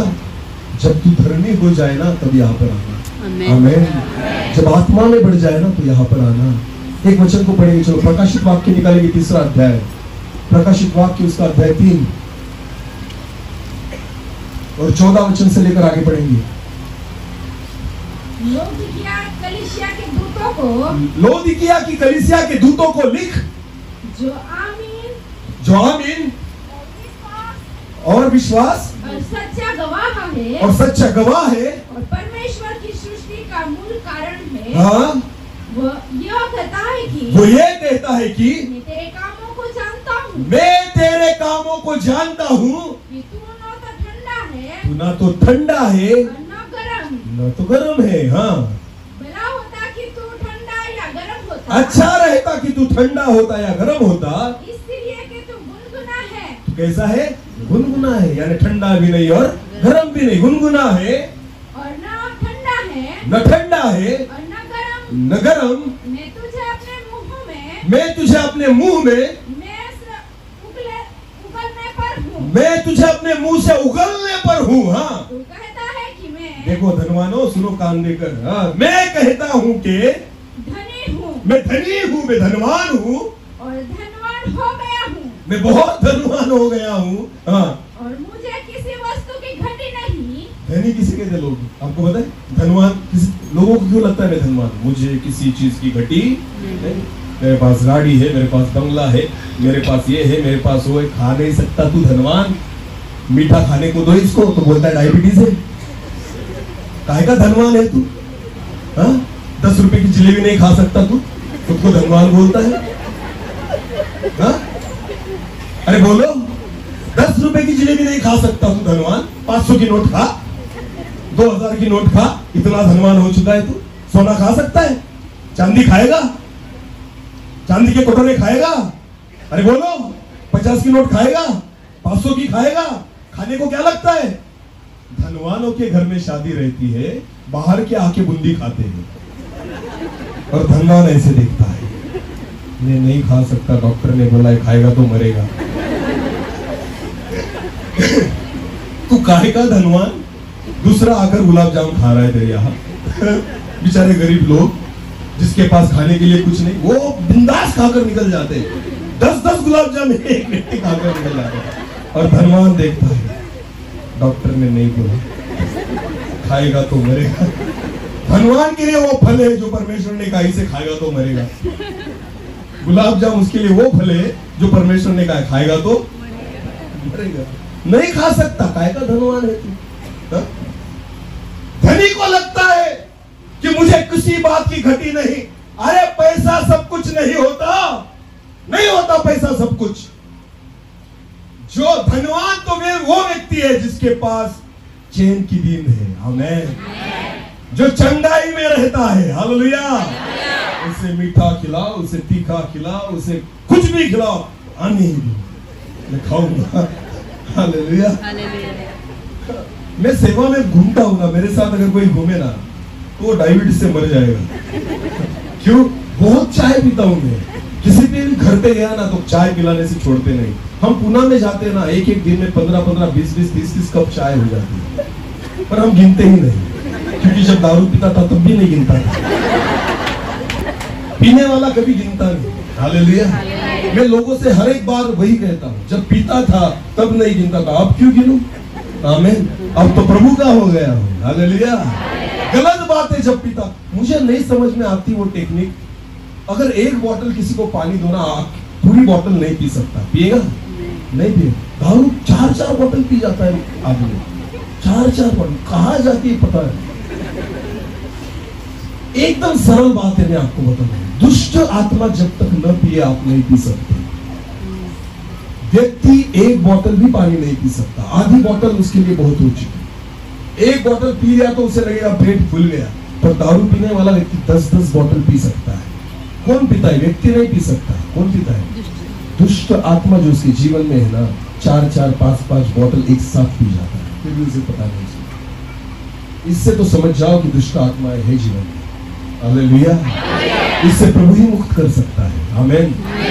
जब मैं जीवन में था तब मैं दारू पीता था, मैं कभी नहीं बोलता। अब मैं प्रभु में हूँ। हालेलुया।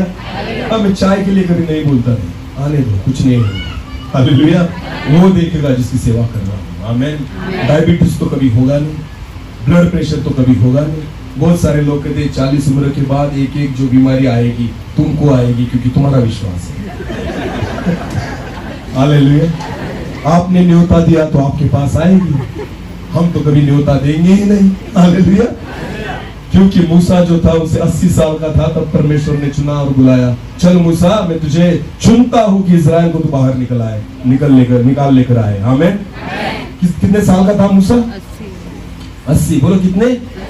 डायबिटीज रहता तो प्रभु बोलता गरीब है, बता गोली लेकर कितना लेकर जाएगा इनको। हालेलुया।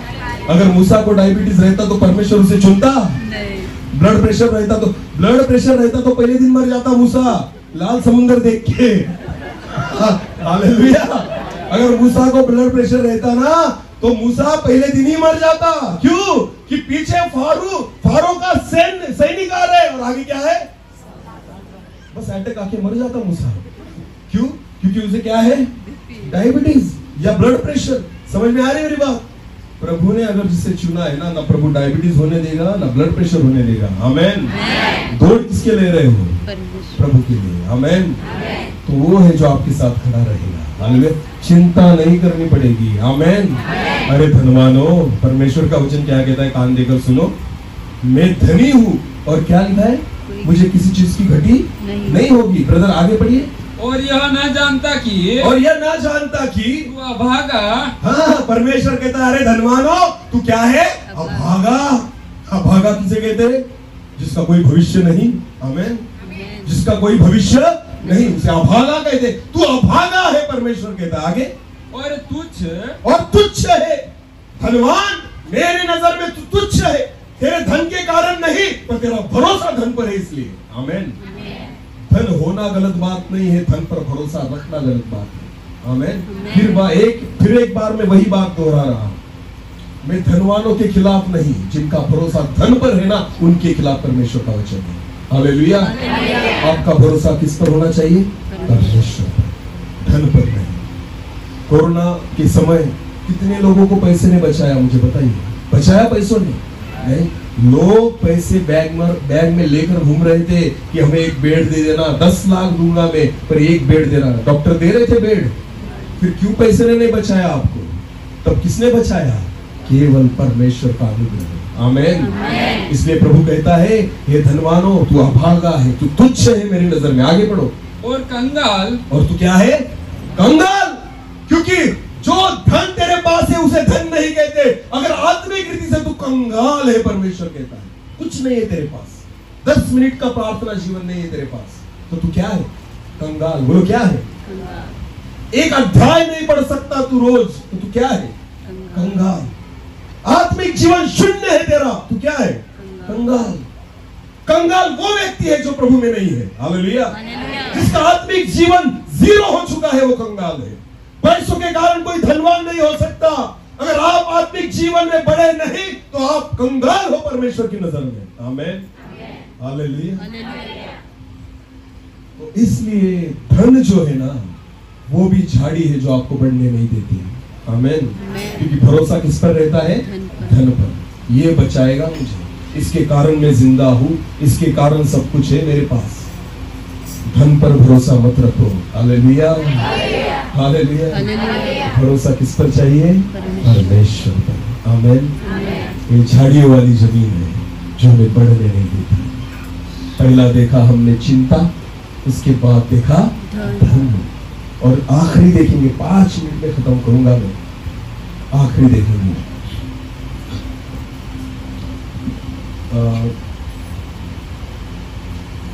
आखिरी झाड़ी कौन सी है, पढ़ो। और जीवन के सुख विलास में फंस जाते हैं। हाँ। और जीवन के सुख विलास, जीवन का सुख विलास, सुख विलास यानी मुझे अच्छा जीना है, सब अच्छा चाहिए मेरे घर में। अब एक वचन को पढ़ेंगे, लूका रचित सुसमाचार और उसका 12 अध्याय। लूका रचित सुसमाचार उसका 12 अध्याय 15 से लेकर 21 तक जल्द पढ़ेंगे, 5 मिनट में खत्म करूंगा। और उसने उनसे कहा जो खुश रहो। सॉरी, फिर एक बार।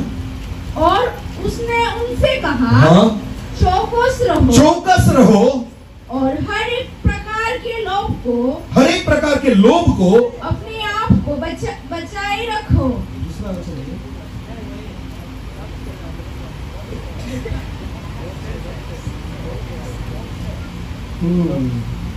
ठीक है, फिर एक बार पढ़ेंगे। दूसरे ब्रदर पढ़िए 12-15, लूका 12-15 से आगे। और उसने उनसे कहा चौकस रहो और हर प्रकार के लोभ से अपने आप को बचाए रखो, क्योंकि किसी का जीवन उसकी संपत्ति की बहुतायत से नहीं होता। जीवन, किसी का जीवन उसकी संपत्ति के कारण नहीं है। हालेलुया। आगे बढ़ो। उसने उनसे एक दृष्टांत कहा, किसी धनवान की भूमि में बड़ी उपज हुई। तब वह अपने मन में विचार करने लगा, मैं क्या करूं, क्योंकि मेरे यहाँ जगह नहीं जहाँ अपनी उपज इत्यादि रखूं। इतना पैसा हो गया मेरे पास, इतना धन हो गया कि रखने के लिए जगह नहीं। अब ये सोचने लग गया मैं क्या करूं, इतनी उपज आ गई, बाप रे, ट्रैक्टर भर भर के प्याज निकल रहे हैं खेती में से, ना रखने के लिए जगह नहीं। अब सोचने लग जाते कितना भाव आएगा, नहीं सुधरोगे। पहले दुआ करते थे प्रभु प्याज अच्छे आने चाहिए, प्रभु ने प्याज अच्छे दे दिए, बड़े बड़े प्याज आ गए। अभी ज्यादा प्याज आए तो जाकर बेच दो ना, नहीं अभी मैं क्या करूंगा, इसे भरूंगा इधर उधर। तो भरते हैं, जगह नहीं पूर्ति, तो फिर बोलते हैं अपने मित्र को कि तेरे यहाँ जगह है, मेरे प्याज वहां पर रखने हैं, फिर रख देता है वहां पर, फिर नहीं बेचेगा, फिर प्रभु से प्रार्थना करेगा भाव बढ़ने दे प्रभु, फिर प्रभु भाव देता है 15 रुपए, पर बोलता है नहीं अभी भी कम है प्रभु, कम से कम 30 रुपए चाहिए। अरे लालची, दिए ना तुझे 15 तो बेचना, नहीं बोलता है 15 में नहीं परवड़ता, मुझे धनी होना है। हालेलुया। हाँ, तो 30 रुपए की राह देखते देखते आधे प्याज सड़ जाते हैं और भाव हो जाते 5 रुपए, जो मिलने वाला था वो भी नहीं मिला। समझ में आ रही मेरी बात? लालचियों, छोड़ दो ये सब बातें, जो प्रभु ने दिया है ना उसमें खुश रहो। हालेलुया। हाँ, आगे पढ़ो ब्रदर। और उसने कहा, हाँ, मैं यह करूंगा, मैं अपनी बखारियां तोड़कर हाँ, उनसे बड़ी बनाऊंगा, हाँ, और वह अपना सपन और संपत्ति रखूंगा, हाँ, और अपने प्राण से कहूंगा कि, अभी देखो, हाँ, धनवान कहता है मैं अपने प्राण से कहूंगा कि प्राण, हे प्राण, तेरे पास बहुत वर्षों के लिए बहुत संपत्ति रखी है, चैन कर। क्या कर? चैन करना क्या है पता है आपको? हाँ, कि सब वो सुख विलास की बातें हमारे जीवन में हम लेकर आते हैं, बाहर की जगत की, और चैन करने लगते हैं। हालेलुया। ये झाड़ी है जो प्रभु में आपको बढ़ने नहीं देगी। आमेन। आपको क्या लगता है 50,000 के बिस्तर पर आप दुआ करेंगे? बिल्कुल नहीं। घुटनों में आकर ही आप दुआ कर सकते हैं। जिनको लगता है ना सोते समय में प्रार्थना करूंगा, नहीं कर सकते, क्योंकि आपने इतना अच्छा बिस्तर बिछाया है ना, पढ़ते ही नींद आ जाएगी। समझ में आ रही मेरी बात? चैन की बातें आपको प्रभु में नहीं बढ़ा सकती। हालेलुया। अगर आप कष्ट देने तैयार ही नहीं हो, आपके घर में 4-4 नौकर आपने रखे हैं जो आपके मुंह के सामने खड़े रहते हैं और बोलते हैं सर क्या लाऊं खाने के लिए, क्या उपवास करेंगे आप? क्योंकि आकर पूछते हैं बार बार क्या खाओगे, क्या पियोगे? उपवास तो रहने देंगे ही नहीं। समझ में आ रही मेरी बात? हाँ, धनवान होने के कारण लोग बुलाते हैं हमारे यहाँ शादी आ जाओ, बर्थडे आ जाओ, कोई मर गया आ जाओ, कोई जिंदा हो गया आ जाओ। धनवानों को हर तरफ बुलाते, बेचारा खाता ही रहता है, यहाँ जाए वहां खाए, वहां जाए यहाँ खाए, एक दिन में 4-4 बार खाकर आता है, इतना पेट लेकर भूखा। ये उपवास करेगा? आपको लगता है उपवास करेगा? नहीं, ये तो चैन में जिएगा। हालेलुया। चैन में जिएगा। प्रभु के दासों, मेरा पेट ज्यादा नहीं, उपवास करते हैं ना। आमेन। हालेलुया। उपवास करने के लिए आपकी चैन की जिंदगी आपको छोड़नी पड़ेगी। हालेलुया। भले खाने के लिए सब हो, मैं प्रभु के लिए नहीं खाता। आमेन। प्रभु के लिए नहीं खाता। हालेलुया। आपको पता है अप्रैल और मई महीना हमारे जीवन में ऐसे था, हमने एक भी बार हमारे घर में खाना नहीं खाया, एक भी बार नहीं। 2 महीने हम मीटिंग में थे, एक भी नाश्ता भी नहीं किया कभी घर, सिर्फ चाय पी थी बस। 2 महीने हमने हमारे घर का खाना नहीं खाया। उपवास और प्रार्थना, एक टाइम खाना, बस इतना ही था। घर में खाना खाने का मौका ही नहीं मिला। आपको पता है चैन से नहीं रह सकते अगर आपको प्रभु में बढ़ना है तो। हालेलुया।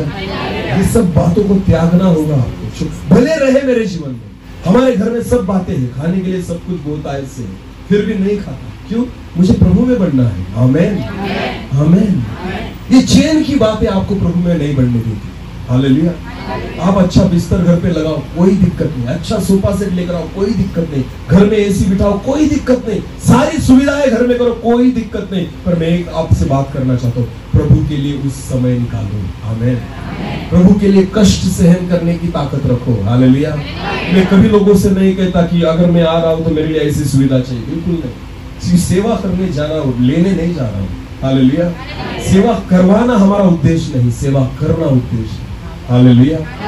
तो आपको तकलीफ सहनी पड़ेगी प्रभु के लिए, उसने भी सहन की ना। आमेन। पर प्रभु यीशु मसीह ने स्वर्ग का चैन वाला जीवन छोड़ दिया और यहाँ आकर आपको पता है एक जो बढ़ाई का बेटा करके प्रभु यीशु मसीह यहाँ पर रह गया। आमेन। काम करता था अपने पिता के साथ प्रभु यीशु मसीह। हालेलुया। एक ऐसे जीवन को उसने स्वीकार किया। अगर आप उसके चेले हो, हम उसके चेले हैं, तो हमें भी आदत होनी चाहिए। आमेन। भले हम धनवान हो, हालेलुया, प्रभु के लिए उपवास में रहे। आमेन। आत्मिक जीवन के लिए उपवास में रहे। भले खाने के लिए बहुत आयत से हो, कोई फर्क नहीं पड़ता, पर खुद के शरीर को बोलना, नहीं, मैं आज उपवास करूंगा। आमेन। क्योंकि मुझे आत्मिक जीवन में बढ़ना है। हालेलुया। झाड़ियां निकाल डालो जो आपको प्रभु में नहीं बढ़ने देती। विषय तो बहुत बड़ा है, समय जो है उसे हम नहीं पकड़ सकते। आमेन। 12 बज गए, घड़ी के बजे हमारे नहीं, 12 बज गए ना, कोई दिक्कत नहीं, प्रभु हमसे बात करेगा। आमेन। झाड़ियां जो है ना निकालनी पड़ेगी, चिंता छोड़ दो। दूसरी बात, धन जो है ना, रहना अच्छी बात है, उस पर भरोसा रखना गलत बात है। आमेन। और तीसरी बात, चैन और सुख विलास का जीवन जो है ना, उसकी ओर अपने आप को मत गिराना। प्रभु के लिए कष्ट झेलने की तैयारी रखो। आमेन। उपवास करो, प्रार्थना करो, प्रभु में बढ़ते जाओ। आमेन। दुआ करेंगे, प्रार्थना करेंगे। Thank you Jesus. प्रभु जी, फिर एक बार आपके जीवित वचन के द्वारा आपने हमसे बात की। बहुत सारी झाड़ियां हैं प्रभु हमारे बीच में, गलत धारणाएं हमारे बीच में, गलत विचार, गलत सोच है हमारे बीच में, चिंताएं हैं हमारे बीच में। पर प्रभु, आज सब उन झाड़ियों को हम निकाल कर फेंकते हैं और इस जमीन को, इस मन को प्रभु आपके बीच के लिए हम तैयार करते हैं। सब चिंताएं आपके ऊपर छोड़ देते हैं प्रभु, क्योंकि हमारे सोचने से, हमारे विचार करने से प्रभु कुछ नहीं बदल सकता। बदलने वाले तो आप हैं। आज यहाँ पर बैठे हुए हमारे सब भाई और बहन, अगर किसी के मन में चिंता का बोझ हो प्रभु, मैं आपसे दुआ करता हूँ, वो अद्भुत शांति जो आपके पास है आज उनके मनों में आ जाए, सारी चिंताएं दूर हो जाए प्रभु, और वो अद्भुत शांति का अनुभव करने पाए। ऐसा होने दीजिए। एक छोटा सा कोरस गाएंगे, मुश्किलें कितनी भी हो, असंभव कुछ नहीं है। Thank you lord, thank you Jesus. हर एक व्यक्ति प्रार्थना में रहेंगे, 5 मिनट 10 मिनट ज्यादा हो सकते हैं, पर समय जो है प्रभु के लिए। और जब आप प्रभु को समय देते हो तो प्रभु आपको आशीषित करता है। हर एक व्यक्ति आज अपनी चिंताएं परमेश्वर पर डाल दीजिए, क्योंकि प्रभु जो है आपके साथ खड़ा है। उन झाड़ियों को निकाल दीजिए, क्योंकि प्रभु आज आपको आशीषित करने जा रहा है। हर एक समस्याएं, आपके जीवन की चिंताएं प्रभु आज मिटाने जा रहा है। विश्वास रखिए। Thank you Lord.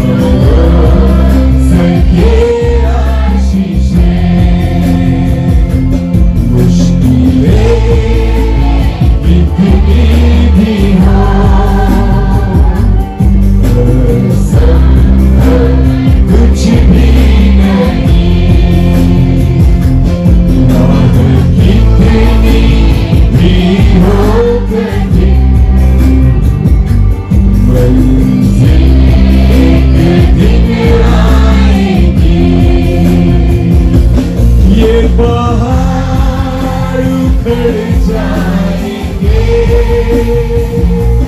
समंदर में गिर जाएंगे। ये पहाड़ उखड़ जाएंगे, समंदर में गिर जाएंगे। विश्वास यदि हो जो कहोगे वो होगा सफल। विश्वास यदि हो जो कहोगे वो होगा सफल। मुश्किलें कितनी भी हो,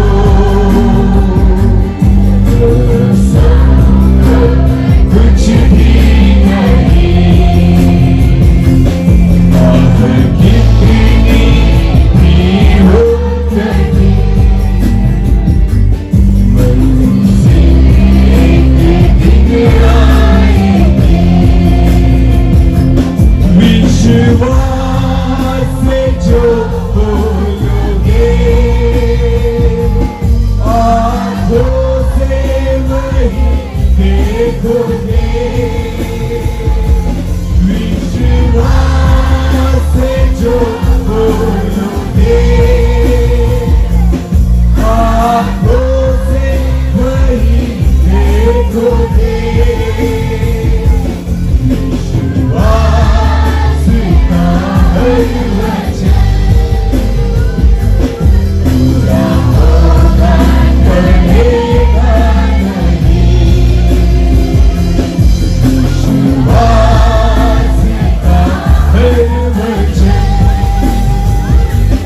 पूरा होगा, टलेगा नहीं। मुश्किलें कितनी भी हो,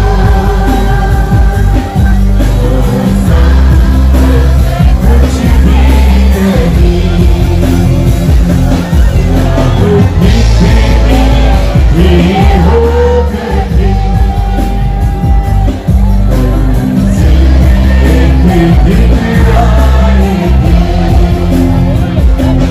मंजिल एक दिन आएगी। आज हर एक मुश्किल को परमेश्वर आपके जीवन में, हर एक मुश्किल, हर एक चिंताएं, हर एक निराशाएं यीशु मसीह के नाम से हर एक व्यक्ति के जीवन से निकलने पाए। प्रभु जी वो स्वर्गीय शांति आज हर एक व्यक्ति के जीवन में आए। प्रभु हम प्रार्थना करते हैं हर एक व्यक्ति को आज इस हल्के जीवन से आप भर दीजिए, भर दीजिए। प्रभु आपकी शांति हो आज हर एक व्यक्ति के जीवन में। Thank you Lord, thank you Lord, धन्यवाद पिता। हर एक उस खाई को आज हमारे जीवन में झलका दीजिए जो आपने भरने के लिए रुकावट है। प्रभु सारी चिंताएं, सारी निराशाएं आज हमारे जीवन में झलके लेता है और आपकी शांति हमारे जीवन में सदा काल तक वास करे। धन्यवाद पिता, धन्यवाद इस समय, धन्यवाद आपके जीवित वचन के लिए। धन्यवाद आज आपके सलाम केवल सुनने वाले हैं, मानने वाले हम हो जाए। हमारे मन को हम बदले, आज हम हमारा मन फिरा लेते हैं, ऐसा हो रही है। धन्यवाद प्रार्थना जिंदा खुदा प्रवेशन से आपके जीवित और सामर्थ्य नाम से मांगते हैं, आमीन। हालेलुया, यीशु मसीह की फिर एक बार तुमको धन्यवाद आज के इस समय के लिए। परमेश्वर ने हम सभी को संभाला और यहाँ तक प्रभु लेकर आया और मैं विश्वास रखता हूँ कि फिर एक बार आज परमेश्वर हमसे बात करेगा। आमीन।